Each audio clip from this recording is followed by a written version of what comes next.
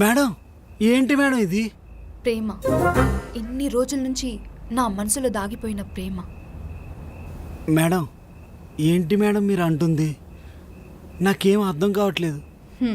నువ్వేమనుకున్నావు? Rapido app లేకపోయినా ముక్కు ముఖం తెలియని నీ బైక్ నేనెందుకు ఎక్కుతాను? నా కంఫర్ట్ కోసమా? ప్రేమ. నీ మీద నాకున్న ప్రేమ.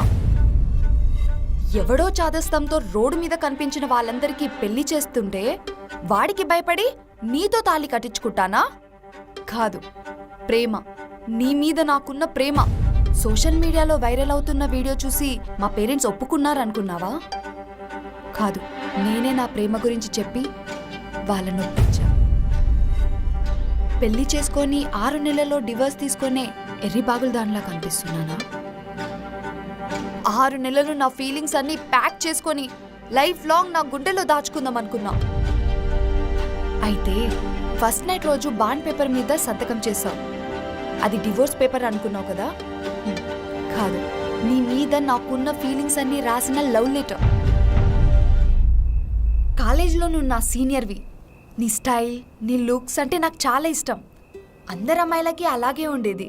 కానీ నువ్వు అస్సలు అమ్మాయిలనే చూసేవాడివి కాదు. అది అమ్మాయిలకి నచ్చే బెస్ట్ క్వాలిటీ. చదువులో ఫస్ట్, బిహేవియర్లో ఫస్ట్, యాటిట్యూడ్లో బెస్ట్. ఎందుకు నచ్చావు చెప్పు? తెలియకుండానే ప్రేమను పెంచేసుకున్నా. కానీ చెప్పడానికి ధైర్యం లేకుండే. ఎక్కడో నువ్వు నో చెప్తావేమోనని. అలా కాలేజ్ అయిపోయింది. కానీ గుండెలో ప్రేమ అలాగే ఉంది. అలా ఎప్పటికో ఫేస్బుక్లో ఆ ఎదవ పరిచయం అయ్యాడు. ఎలాగో నువ్వు నాకు దక్కవని వాడి ప్రపోజల్కి ఓకే చెప్పా. థ్యాంక్ గాడ్ బ్రేక్ అయింది. కానీ టైమ్ ఈస్ లవ్ అదే మళ్ళీ కలిపింది. ఆఫీస్ దగ్గర నేను చూశాను, కాలేజ్ దగ్గర నేను చూసిన అదే ఫీలింగ్. ప్రేమకు చావు ఉండదన్న మాట నిజం అనిపించింది. నువ్వు మారిపోయి ఉంటావు అనుకున్నా, కానీ అస్సలు మారలేదు. అదే రెస్పెక్ట్, అదే బిహేవియర్, అదే యాటిట్యూడ్. మందు తాగడం చెడ్డ అలవాటే కావచ్చు, కానీ దానికోసం ఎవరినో అడుక్కోకుండా నువ్వే ఒక కొత్త దాన్ని వెతుక్కున్నావు చూడు, అది సెల్ఫ్ రెస్పెక్ట్. February 14th ఇష్యూని డీల్ చేసావు చూడు, అది సిచ్యువేషన్ హ్యాండ్లింగ్. మా ఫ్యామిలీ నీ ఫ్లాట్కి వచ్చినప్పుడు నీ సైడ్ కాకుండా మా సైడ్ ఆలోచించి ప్రాబ్లం అర్థం చేసుకున్నావు. ఛాన్స్ ఉండి కూడా ఎక్కడ మిస్బిహేవ్ చేయకుండా మేడం అనే పిలుస్తున్నావు చూడు, క్యారెక్టర్. నీతో బైక్ మీద తిరగడం, నీతో కలిసి ఫ్లాట్లో ఉండడం, అప్పుడప్పుడు గొడవలు పడడం, నువ్వు నా కోసం వెయిట్ చేయడం, ఇలా ఎవ్రీ మూమెంట్ నేను చాలా ఎంజాయ్ చేశాను. నా ప్రేమ మీద నమ్మకం కలిగింది. నేను చాలా లక్కీగా ఫీల్ అయ్యాను. ఇది నా ఫీలింగ్ మాత్రమే, అప్పటి నుంచి ఇప్పటి వరకు. కానీ అప్పటికి ఇప్పటికీ తేడా ఏంటో తెలుసా? అప్పుడు భయం ఉండేది, కానీ ఇప్పుడు ఆ భయం లేదు. నువ్వు నో చెప్పినా కూడా ఈ కొన్ని రోజుల ఫీలింగ్స్తో 7 జన్మలు బ్రతికిస్తాను.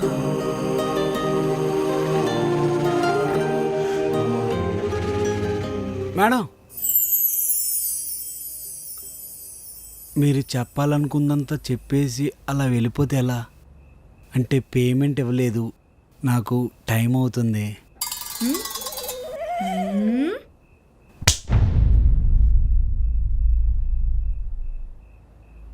నా క్యారెక్టర్ నాకే కొత్తగా పరిచయం చేశారు.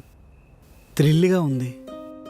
మీరు చెబుతున్న ఒక్కొక్క మూమెంట్ గుర్తొస్తుంటే ఇక్కడ తెలుస్తుంది అది మీ ఒక్కరి ఫీలింగ్ కాదు, ఇద్దరి ఫీలింగ్ అని. ఇంకా నేనేం చెప్పినా మీరు చెప్పిందే నేను రిపీట్ చేయాలి అంతే. కాకపోతే కాస్త వేరియేషన్ ఇస్తా.